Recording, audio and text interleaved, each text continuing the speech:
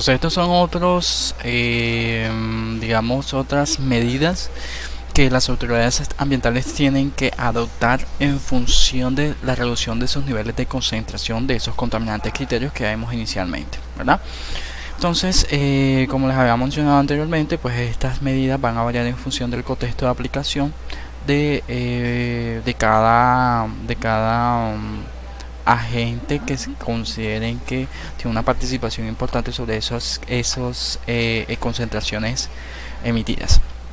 ¿Ya? Entonces, bueno, vamos a hablar sobre el índice de la calidad del aire. Bueno, el índice de la calidad del aire, como ya sabemos, es un indicador que nos permite conocer el estado de la calidad del aire en función de unos rangos también de concentraciones que van a ser evaluadas a partir de la fórmula que pueden ver observar acá. Entonces, ese índice nos va a dar un valor adimensional. ¿Por qué adimensional? Porque varía en función de unas variables que también son dinámicas, y que ese valor adimensional lo vamos a comparar en función de un código de colores que vamos a ver en un momento, ¿verdad? Y este índice de calidad del aire es una herramienta de pronóstico que nos permite pues observar de alguna u otra forma el comportamiento de esas concentraciones bajo el contexto de las variables ambientales de nuestro territorio. Entonces, como pueden ver acá, tenemos unos ICA, unos índices de calidad del aire en función de cada contaminante criterio y en función de los tiempos de exposición horarios, ¿verdad? Entonces, por ejemplo, debemos ver que PM10 y PM2.5 tienen un rango de 0,50 y de 0,12 de 0 a 54, perdón, y de 0 a 12 en función de las concentraciones de esos contaminantes dadas en microgramos sobre metros cúbicos en un tiempo de exposición de 24 horas, o en el caso, por ejemplo, del CO2 en un tiempo de exposición, por ejemplo, de 8 horas, ¿sí? Entonces vemos los rangos en función de cada color y en función de cada contaminante, ¿sí?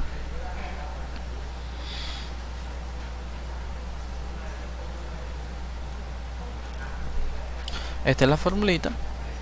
Esta formulita que está acá es ICA del contaminante es igual a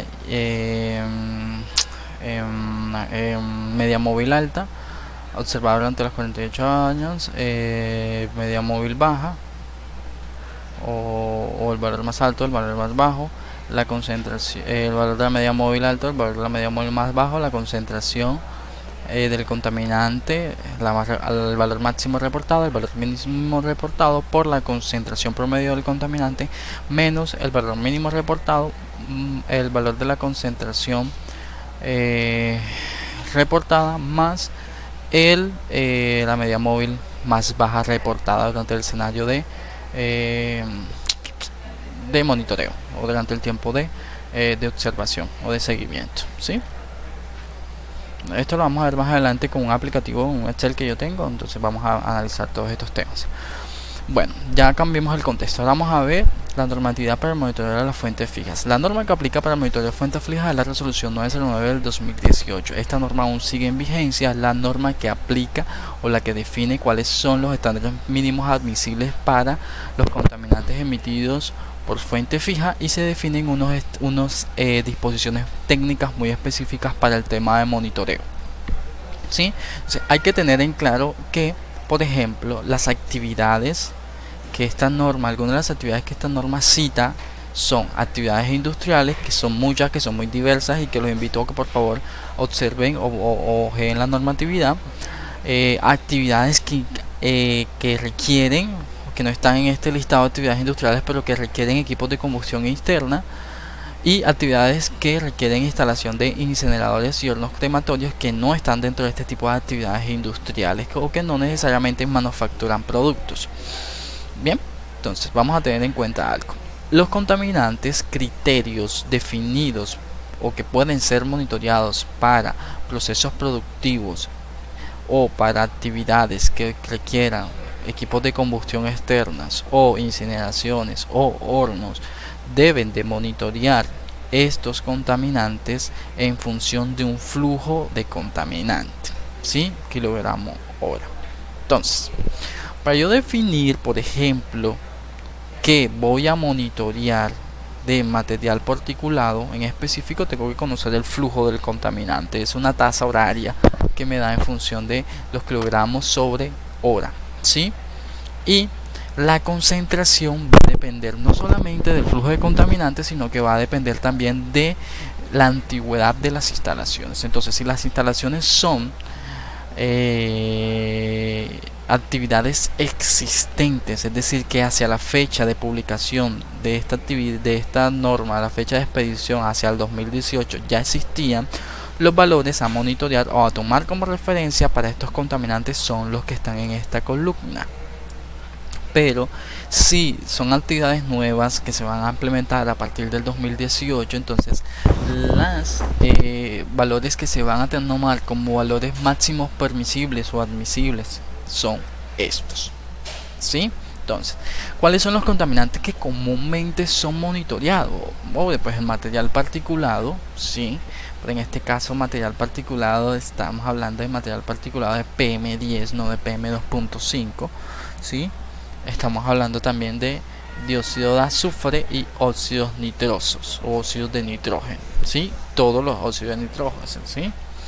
Y en algunos casos, dependiendo del tipo de proceso, se pueden monitorear como por ejemplo dioxinas y furanos, hidrocarburos totales, compuestos de cloro inorgánico, neblina ácida, plomo, cadmio y cobre, ¿sí?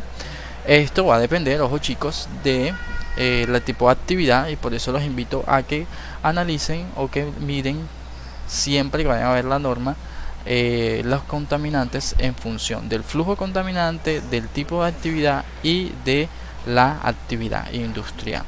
Ahora, hay que tener en cuenta que en este caso, ¿se acuerdan que aquí hablamos de procesos de isocinetismo? Sí, la normatividad dice que se deben de garantizar unas condiciones estándar, que ustedes las conocen, y que el oxígeno de referencia va a ser del 11%, es decir, que el oxígeno que debe de estar incorporado en el flujo que se va a muestrear debe ser igual al 11%. ¿Sí? Aquí tenemos unos ejemplos. Por ejemplo, aquí tenemos el tema de la producción de pigmentos inorgánicos, en donde nos dice que su valor máximo permisible para SO2 es de 200 o de 2000 microgramos sobre metros cúbicos, bajo unas condiciones de referencia de oxígeno del 18%. Entonces, tal cual como lo ven aquí, lo van a poder observar en toda la estructura de la norma, y todos estos procesos, tanto concentraciones como oxígenos de referencia, van a variar en función del contaminante y en función del proceso. Entonces, aquí lo tienen para que lo vean, ¿sí? Y para que analicen la norma. Otra de las normatividades que aplica para el tema de emisiones atmosféricas es el tema de olores ofensivos, ¿sí? En Colombia no existía una norma que obligara a ciertos sectores productivos a monitorear olores ofensivos. A partir del 12 de noviembre del 2013 se expidió la 1541. Ya algunos sectores productivos están obligados a monitorear esos olores ofensivos, y no solamente a monitorearlos, sino también a adoptar un plan de reducción de olores ofensivos. Entonces vamos a mirar un poco la estructura de la norma, ¿sí? Y qué dice la norma, ¿ve? Entonces, algo muy importante que deben de tener en cuenta es que la norma se vuelve procesal a partir de la remisión de quejas o reclamos. ¿Cómo así?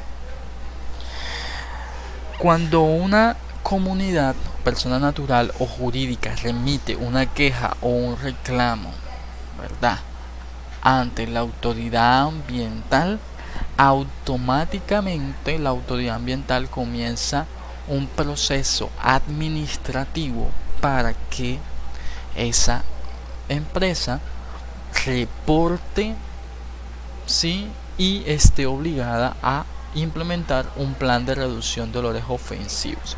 Por eso es que la norma se vuelve procesal a partir de un acto, o a partir de una motivación o de un acto motivado, ¿sí? Sin embargo, la norma dice que esa persona debe seguir el debido proceso, ¿verdad? Y el debido proceso, según lo que se define en la norma 1541, es el siguiente, ¿sí? La autoridad ambiental, después de que la persona natural o jurídica radica ante la autoridad ambiental una queja o un reclamo porque cierta actividad productiva está emitiendo efectos ofensivos que no generan un perjuicio sobre el medio ambiente, pero que sí generan perturbación sobre la tranquilidad y el bienestar de la población en general, ellos tienen 30 días hábiles a partir de la evaluación de la misma. Es decir, la autoridad ambiental va y evalúa si efectivamente el sector o la empresa emite olores ofensivos teniendo en cuenta la naturaleza de su actividad productiva, y a partir de ese, digamos, ese concepto, sí, bajo ese concepto técnico que emite la autoridad ambiental, comienza a regir todo este proceso de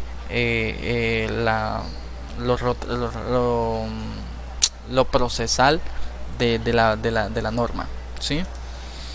Entonces, bueno, ellos realizan una visita de campo, se inspeccionan. ACIS, si lo haces, ACIS tienes que cumplir la norma, automáticamente se vuelve retroactivo, o sea, automáticamente la empresa debe cumplir los valores máximos permisibles y debe de implementar un plan de monitoreo que va a ser objeto de seguimiento y evaluación por parte de la autoridad ambiental, ¿sí? Vencido ese plazo, la autoridad ambiental va a emitir un acto administrativo, cuyo acto administrativo puede estar a favor o en contra del que emitió la queja o el reclamo, en donde le dice: hey, no emite ningún olor ofensivo, no aplica la norma, o si se aplica la norma tienes que hacerlo, tienes que monitorear y por ende debes de implementar un PRIO, ¿sí? En algunos casos el PRIO involucra que haya una intervención en el proceso productivo, ¿sí? Que haya una intervención en el proceso productivo a fin de mitigar o de reducir la emisión de olores ofensivos, o de controlar, bien sea en la fuente o en el medio, a través de procesos de intervención, la emisión de ese olor. Dentro de esos, después que ya la autoridad ambiental envía el acto administrativo a la empresa tiene 3 meses para implementar ese PRIO, ¿sí? O sea, 3 meses para implementar, para radicar ante la autoridad ambiental el PRIO y para implementarlo. Ahora, vamos a ver qué sustancias deben de ser monitoreadas o qué actividades productivas deben de monitorear qué sustancias y cómo lo van a hacer. Por ejemplo, esta norma aplica básicamente para las empresas que se dedican a la transformación de materia prima de origen orgánico, sí, o que se dedican al tema de procesamiento o tratamiento de algunos componentes que sean de origen orgánico, como por ejemplo el procesamiento de la conservación de carne, pescado, de molusco, por ejemplo la fabricación de pulpas, bien sea de papel o de cartón, el tratamiento de la disposición de residuos sólidos urbanos, el tratamiento de residuos sólidos peligrosos, por ejemplo también actividades que capten agua o que sean capten agua, que sean objeto de vertimiento, o por ejemplo las empresas que se dedican, por ejemplo, también a todo este tema de las pieles y de recubrimiento, de curtido, de tiñado, todo ese tipo de actividades son objeto al cumplimiento de la normatividad. Ahora, ¿qué sustancias tienen que monitorear?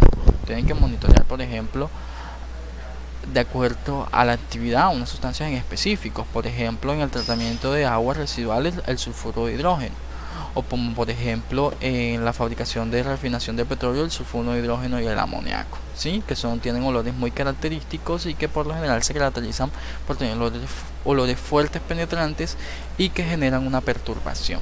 Ahora, en función de esos 3 contaminantes, en función de esas 3 sustancias que son las que define la norma como contaminantes criterio, ¿sí? Se deben de monitorear en función de un tiempo de exposición, en función de 24 horas o de 1 hora, ¿sí?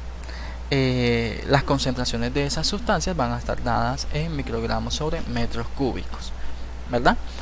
Estas sustancias pueden ser monitoreadas bajo mostradores pasivos, ¿sí? O debe de ser monitoreada bajo mostradores semiautomáticos o automáticos. Cuando se monitoree con mostradores automáticos, ya sabemos que tenemos en tiempo real la concentración. Cuando se monitoree con mostradores semiautomáticos, sabemos que necesitamos el procesamiento del dato en un laboratorio, ¿verdad? Pero cuando se evalúe la concentración bajo mostradores pasivos, el tiempo de exposición debe de ser de 2 a 4 semanas, ¿sí? O sea, el valor que hallemos debe ser en función, o el tiempo de exposición del dispositivo debe ser de 2 a